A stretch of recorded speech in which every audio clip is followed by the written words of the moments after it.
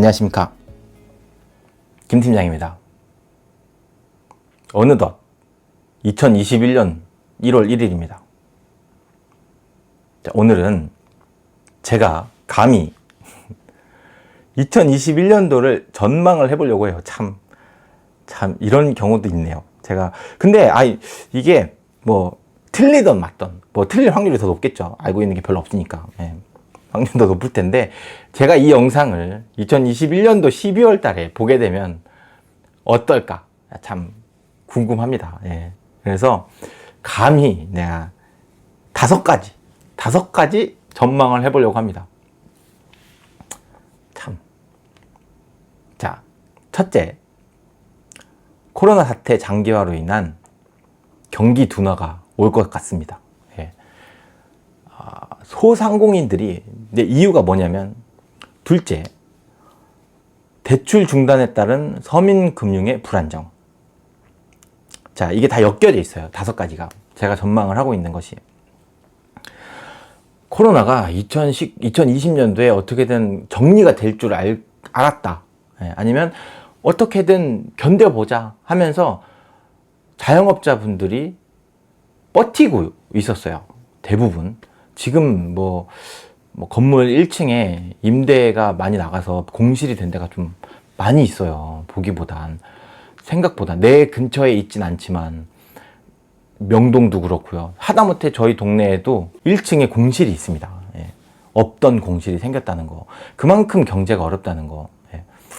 근데 이제 서민들의 대출이 지금 어려워졌죠. 이게 이제 1월달, 2월달에 어떻게 될지 모르겠지만, 그런 대출이 안 되고 자금이 어렵고, 나라에서 물론 지원금이 나오지만 택도 없어요. 이거는. 이게 소상공인들이 대출 중단에 따른 이제 폐업이 오지 않을까, 줄폐업이 오지 않을까. 그리고 임대를 하고, 소상공인들이 어디서 장사를 해요?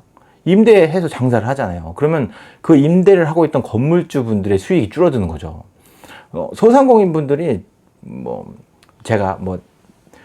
권리금이 있잖아요. 권리금 때문에 문을 못 닫고 계속 버티더라고요. 어떻게든지 자기가 그게 이제 적은 금액이 아니니까. 내가 월세만 내고 있었으면 그냥 보증금 받아서 나가서 잠깐 이제 있다가 오면 되는데, 거기다가 권리금을 막 1억, 2억씩 막 줬다고 하면 그게 아까워서라도 못 나가는 거예요. 근데, 이렇게 장사가 잘 되지 않고, 우리가 나가서 어디 가서 밥을 먹어야 돈이 돌죠. 지금 지나다니면서 보면 식당에서 밥을 먹어도 띄엄띄엄 앉아서 먹어야 되고, 그러면 손님을 많이 못 받잖아요. 회전율이 별로 안 되니까. 그렇게 되면 매출이 줄어들고, 그러면 간신히 월세만 내고 사는 사람들도 있고, 월세도 못 낼 수도 있고, 그러다가 폐업하면 나가는 거죠. 그렇게 중산층이 흔들리고 있다. 그렇게 되면, 중산층이 무너지게 되면 그러니까 돈의 흐름이 막히는 거죠. 돈이 중산층에서 쉽게 얘기하면 가게에서 임차인한테 가고, 건물주한테 가고, 건물주가 또 그걸 세금으로 내거나 소비를 해서 수익이 다시 돌고 돌아서 가게에서 음식을 사 먹든지 그래야 되는데, 지금 그렇게 못하게 하고 있는 상황이잖아요. 자, 그래서 이 버티려고 하는 사람들은 대출을 받아서 그나마 버티고 있잖아요. 대출을 받지 못하는 사람들은 대출을 최대한 많이 받아놓은 상태라서 못 받는 거고, 대출을 받고 나라에서 준 세금 좀 얹혀가지고 계속 가게를 유지하고 있어요. 그럼 소득이 없어. 그래서 다시 돈을 안 써, 그 사람들도. 소상공인, 우리나라에서 가장 많은 인구를 차지하고 있는 그런 중산층이나 소비를 많이 이뤄내야 되는 사람들이 돈을 많이 못 쓰게 되면, 새로운 그런 사업이나 이런 것들을 했을 때 내수가 활발하지 않게 되면 경기가 둔화가 된다는 거죠. 이게 경기가 둔화가 된다는 거는 장사가 안 된다는 거고, 이게 계속 쳇바퀴 돌듯이 되는 거예요. 자, 그러면 미국은 양적 완화 정책으로 돈을 많이 풀어서 금리가 0%로 제로금리로서 양적 완화를 하고 있는데, 우리나라도 금리를 최대한 많이 낮춘 상태에서 가져가고 있고, 또 현금을 계속 풀고 있죠.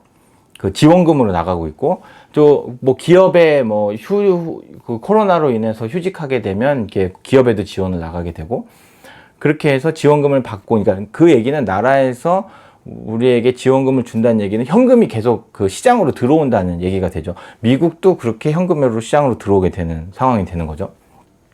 그러면 미국에서 인플레이션이 발생할 수도 있고, 인플레이션이라고 하는 것은 현금이 많아지고 현금의 가치가 줄어드니까 그 거꾸로 자산의 가치가 올라가는 거예요. 우리가 물건값, 그러니까 짜장면 값이 올라가고 인건비가 올라가고 뭐 임대료가 올라가는 상황이 되고 부동산 가격도 올라가고 주식도 올라가고 막 이렇게 되는 거죠. 근데 이 자산의 가치가 올라간다는 것만큼 이 현금의 가치가 떨어진다는 거죠.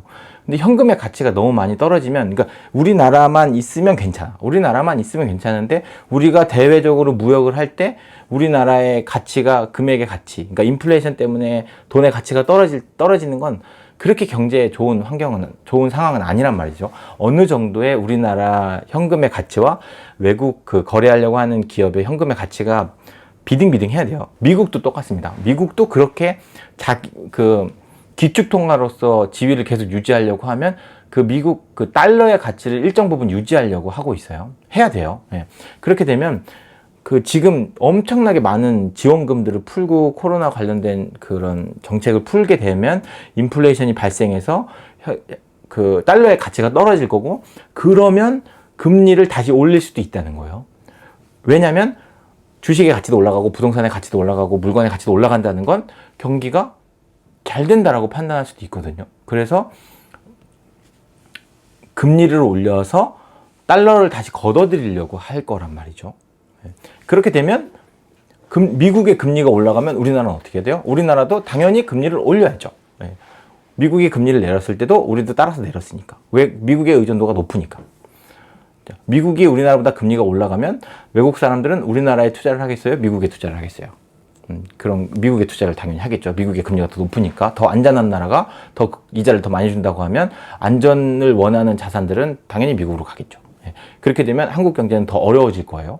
자, 그렇게 되면 한국도 금리를 올릴 거예요. 그러면 지금까지 아까 처음에 얘기했던 소상공인들 대출받고 뭐 부동산 산다고 대출받고 이랬던 사람들이 금리가 올라가면 어떻게 해요? 푸어가 되는 거죠. 하우스 푸어가 되고, 또 장사를 하던 사람들은 이자를 더 내야 되니까 더 경제가 어려워진 거죠. 안 그래도 2020년도에 코로나로 인해서 경제가 어려웠는데 2021년도는 금리가 올라서 경제가 어려워지지 않을까. 예. 그리고 금리가 올라가게 되면 주가는 상대적으로 떨어지는 게 여지까지의 일반적인 상황이었다고 해요. 자, 이게 이제 2021년도를 전망하기 위한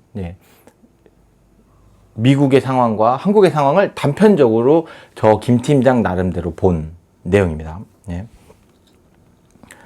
자, 첫째, 코로나 사태가 끝나지 않을 거다. 2021년도는. 대신 그런 영향은 줄을 거지만 끝나지는 않을 거다. 그거에 대한 영향은 아직 남아있을 거다. 그렇게 남아있기 때문에 서민, 중산층과 서민이 어려울 거다. 그래서 경기가 둔화가 될 거다.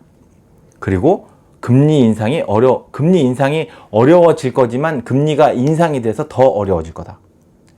그리고 그 금리 인상 때문에 자본의 가치는 상승할지언정 금리가 인상이 되면 자본 가치가 오히려 하락하는 시기가 올 거예요. 2021년도는. 제가 그냥 판단했을 때. 물론 이렇게 되지 않게, 자본도 되지 않고 세상도 어려워지지 않게 정부에서 당연히 정책도 펴야 되고 그에 대책안도 내놔야 되고, 또 투자자분들에게 또 더 안전한 투자 환경을 마련하기 위해서 지금 이렇게 개인 투자자들이 열심히 노력해서 진짜 역대 최대의 상승률을 갖고 온 이 그 주식 시장을 어떻게든 그 나라에서는 지키려고 할 거예요. 저금리에 관련된 그 돈의 가치 하락, 그리고 자본의 상승으로 인한 주가 상승과 자본 가치의 상승이 내년에는, 그러니까 2021년도에는 하락하는 시기가 올 거라는 게 저의 판단입니다. 이게 그렇다고 해서 투자할 데가 없냐? 근데 그런 건 또 아니에요. 투자는 항상 투자를 할 수가 하는 시기는 아무리 어려운 시기가 오고 경제 버블 시기가 와도 투자는 할 수 있고 그런 기회는 옵니다. 예. 근데 언제 어떻게 해야 되느냐? 어디에 어떻게 투자를 해야 되느냐? 이게 이제 힘든 거죠. 근데 저는 그렇게 생각해요. 기본적으로 전 세계는 상승한다. 주가는. 예. 주식은 항상 우상향이 그러니까 연봉 차트를 보게 되면 항상 대부분 상승하는 걸로 봅니다. 예. 5년 평균 뭐 이렇게 지수 이런 걸로 보면 20년보다 현재가 상승했듯이 현재보다 20년 후는 상승할 거예요. 근데 그 사이에 등락이 있을 뿐이죠. 예. 내가 그때 그 등락을 어떻게 넘어가느냐가 내 노후를 책임져 주는 거죠. 예. 내가 그때 뭐 사람들에게 휩쓸려서 막 남들이 힘든다고 할 때 나도 팔고 남들이 좋다고 할 때 사고 이렇게 되면 망하는 거예요. 망하고 남들이 어렵다고 할 때 사고 저가에 좋은 기업을 발굴해서 사고 그리고 또 남들이 좋다고 할 때 다 뛰어들 때 주식 당연히 하는 거다 주식 쉽다 막 이렇게 할 때는 그때는 어느 정도 고점이 됐으니까 팔아야 된다. 한국의 개인 투자자분들이 많이 똑똑해졌고 또 스마트해졌다고 이렇게 하더라고요. 예. 그러니까 지금처럼. 근데 저는 2021년도에 그 이슈가 공매도 재개하는 거 3월 달에 공매도 재개로 인해서 개인 투자자들의 이탈이 좀 많이 일어날 수 있을 거라고 봐요. 오히려 이탈을 하거나 손해를 보는 상황이 올 거라고 생각합니다. 예. 이게 중산층 얘기도 나오고 현금의 유동성, 금리 인상에 관련된 얘기와 더불어서 공매도가 재개되는 시점에 과연 개인 투자자들의 어떻게 대책을 하느냐 이런 것도 좀 눈여겨봐야 된다고 봐요. 공매도는 정보의 힘을 쥐고 있는 사람들, 외국인과 기관 투자자분들, 개인 투자자는 정보에 대한 힘이 많지가 않아요. 이렇게 모래알 같은 거죠. 이렇게 바위 덩어리와 모래알이 같은 무게라고 해서 한꺼번에 들 수는 없잖아요. 개인 투자자들은 뭉칠 수는 있지만 흩어지기도 엄청 쉬워요. 근데 그런 정보를 갖고 있는 사람들이 공매도의 힘을 가지고 상승을 억누르게 된다면 뭐 원틱률이라고 해서 체결된 가격보다 한 틱 위에다가 매도를 걸 수 있다라고는 하지만 그 얘기는 상승을 막는다는 거거든요. 자, 하락하게 되면 바로 그 윗선으로 놓게 되면 하락은 계속 가져갈 수 있지만 상승을 못하게 막을 수 있다는 거예요. 물량으로 때려박아서. 그런 기관들이 거기다가 악재에 대한 뉴스나 뭐 안 좋은 기사들 이런 걸로 언론의 그런 분위기를 흘러가게 되면 개인 투자자는 거기에서 그 굳은 마음을 가지고 견뎌낼 수가 없는 사람들이 대부분인 거죠. 그래서 한번 주가가 무너지게 되면 계속 쭈쭈쭉 내려가게 할 수 있는 힘을 갖고 있다는 거예요. 공매도가. 그래서 공매도는 어떻게 이거를 다시 재개를 하게 될지가 굉장히 궁금해요. 이게 뭐 2월 달까지 3월 그게 개시되기 전까지는 계속 지켜봐야 되겠지만 이 시장 상황이 녹록하지가 않거든요. 이 미국에서 금리를 올리는 순간 우리나라는 많이 힘들어질 거예요. 어떻게 대책을 할 거냐, 우리나라가 금리를 거기에 따라서 올릴 거냐. 다행히 미국에서는 금리가 낮춰져 있는 상태에서 우리도 금리를 낮췄고 그래서 부동산에 대출을 갖고 있는 사람들이 그 대출을 오히려 더 받아서 대출 받아서 집을 사야 돼도 괜찮다. 어차피 금리가 제로니까 집값은 당연히 더 올라갈 거다라고 하는 상황에서 여기서 미국에서 금리를 올리면 우리는 어떡할 건데. 거기다가 주가는 그 공매도를 허용하는 순간 기업과 외국인들이 그 공매도를 이용해서 악재를 쏟아내면서 공매도를 계속 뿌리게 되면 개인 투자자는 견딜 수가 없을 거예요. 이건 아주 연초 3월 달이 제일 고비고 그리고 5월 달에 백신이 만약에 다시 우리가 맞을 수 있다고 해서 상승을 할 수 있다고 하더라도 9월, 10월 달에 미국에서 인플레이션을 건지지 못하고 후반기에 금리를 올리게 되면 우리나라가 어떻게 대응을 하게 될지 이런 거에 대해서 궁금합니다. 예. 이제 저는 안 좋은 쪽으로만 좀 생각해서 좀 이 영상을 보시는 분들이 뭐 하는 얘기야 막 이렇게 할지는 모르겠지만 오로지 저의 개인적인 의견이라는 거. 예. 안 맞을 거는 아닌데, 그러니까 저가 판단했을 때는 그렇다는 거. 근데 중요한 건 제가 그렇다고 해서 내년에 하락을 할 거라고 해서 투자를 안 하느냐 그런 거 아닙니다. 예. 투자는 계속 합니다. 예. 근데 저는 인버스도 있어요. 이제 하락에 베팅하는 주식도 전체 투자 금액, 그러니까 그 투자를 하고 있는 금액에서 한 20%는 인버스 쪽이에요. 그게 이제